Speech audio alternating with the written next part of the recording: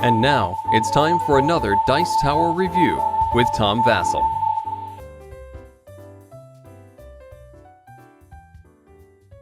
The other day, a small box showed up in the mail. I didn't know who it was from. My wife said, "You got another game today?" And I said, "Oh, yeah, it's probably such and such a game." I mentioned the card game that I was expecting to get. And I said, "Let me look at it." But when she showed it was from Days of Wonder, I got very excited. I still like Days of Wonder stuff, and I knew what it was. I knew it was the 1912 expansion for Ticket to Ride Europe. Now, I love Ticket to Ride. That's a very obvious thing if you watch this show at all. I love Ticket to Ride. But of the Ticket to Ride series, Ticket to Ride Europe is the one that, I still love it, but I play it the least because Ticket to Ride was great with the 1910 expansion. It was fantastic. Ticket to Ride Markland had the neat passengers you can move around, and Ticket to Ride Switzerland and the Nordic countries was such evil, tight games that Europe just didn't get played nearly as much as the other ones. It was a good one to introduce people to the series, but I just didn't find myself playing it as much, and I thought, ooh, will this breathe new life into the game?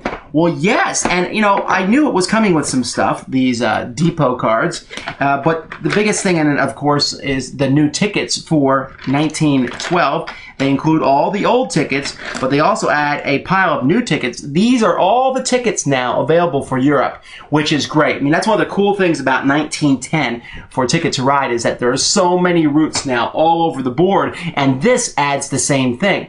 And I'm going to talk a little bit more about these routes in a minute, but the game also came with this depot expansion, which I thought, oh, it's a neat thing. How does that work with Ticket to Ride Europe? But this expansion works with all the Ticket to Rides, and that's a really neat thing, and it's an expansion I really like. But the only thing I'll mention here is, even though this expansion does work with all of them, Nordic countries and Markland have different colors than this. For example, there's no purple depot, but really you can just use one of the colors that's not used in the Markland and Switzerland games, not Switzerland, Markland and Nordic country games, and it will work out fine. But let's look at this game.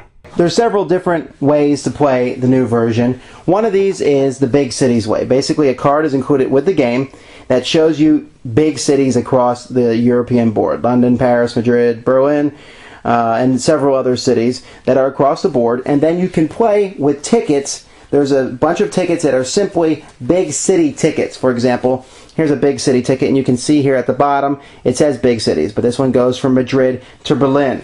In the big cities variation, every ticket connects to at least one of the big cities, although, for example, like in this one, it connects to two of them. But it is possible that it would only connect to one of those cities, like this one here, which is Berlin to Bucharest. And so you're only using that. Now, when you play these big city variations, basically the game becomes a much more tight, cutthroat game because you're all trying to get in touch with these big cities. I don't play the big cities variant that much, but if I'm in the mood for a cutthroat version of Ticket to Ride, then I'll play that. However, since there's a whole pile of these big city tickets included in the game, and there's also several new tickets that are included with the game for Europe itself, and they included all the original tickets so that you wouldn't tell the difference in wear and tear. There is a whole huge tickets, and you can now basically play a mega game. And the rules for the mega game, I actually disagree with them slightly. And maybe, I'm sure the designers playtested this with me much more than me. But there are now 12 of these so-called long tickets. These long tickets are points that they go much farther, 20 points, 19 points, 20, 21. There's 12. Each player is supposed to draw 2. You then pick, if you're going to do one of these long tickets, you keep it, or you don't keep it. You can't keep both. You can pick one or the other, or neither. And then you have to draw a number of so-called short tickets to kind of fill up your hand. But you pick this one first, and I don't like that. I think I'd rather pick them at the same time. Because you can really get burned, for example, picking here a route that goes in this direction, and then all the rest of your routes go in this direction, and I wouldn't have picked this having known that. As an experienced player, I would have picked this route instead. And I guess that adds more tension or something, but blah, blah, blah. I can play any way I want, and so that's what I do.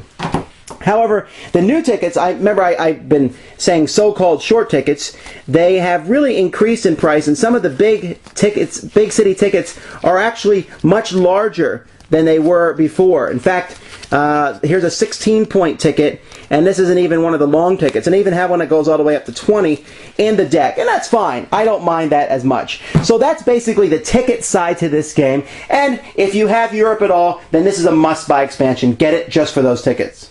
The Depot expansion is something else. Like I said, it can be used with any of the Ticket to Ride games.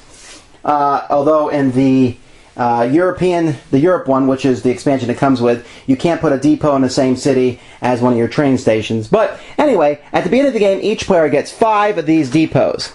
However, they must take one of them and, in turn order, place one of these markers in any city they want on the board. Okay, each city can only have one of these. Now, for the remainder of the game, whenever that player draws cards, for whatever reason, and if you play Ticket to Ride, you know that you draw cards a lot. They are going to go to their depot, and before they draw cards, they take one off the top of the pile and place it in their depot. Then they draw cards, face-up cards or cards off the top, it doesn't matter. So you can see, since you draw cards many times, this pile of cards on the depot is going to get pretty big. So, back to the game here. If, for any reason at all, you put down trains that connect to a depot, let's say I connect to this black depot here, you can then discard one of your remaining depots that you have and take the entire stack of cards that's on their depot card in front of them and add it to your hand. And I'm telling you, you add 15 to 16 cards to your hand, that's a pretty big deal. And it doesn't have to be your own color. You can connect to someone else's depot and discard one of your own to take all the cards there.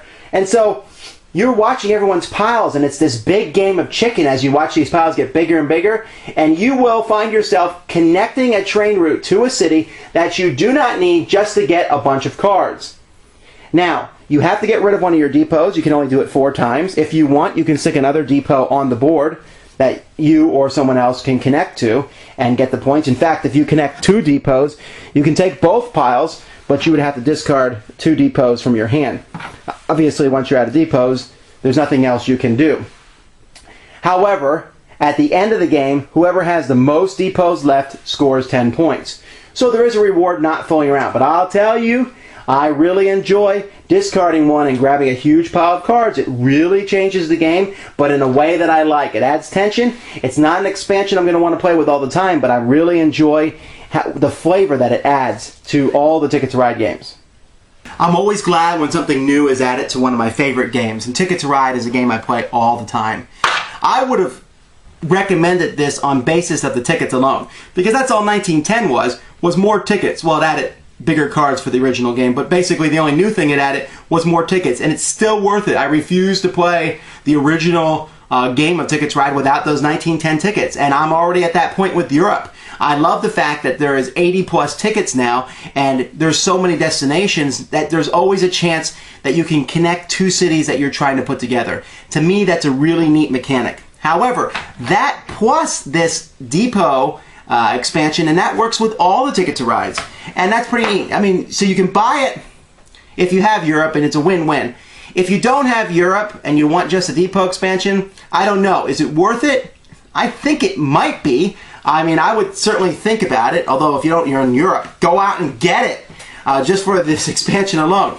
But either way, the depot adds this really push your luck element to the game, and since push your luck is one of my favorite components, I really had a big kick out of this, especially when 2 turns in a row I connected to 2 depots and had 40 train cards in my hands. Now, they weren't really colors I needed, and it was distracting me from playing my A game in the actual game, but that's good for me. I like having something new to balance out. So I'll be playing the depots almost all the time. And whenever I play Europe, 1912 is a must. Thanks for joining us today. For more written, audio, and video reviews, as well as the #1 board game podcast, check out the website at www.thedicetower.com. Until then, this is Eric Summerer, and you've been watching The Dice Tower.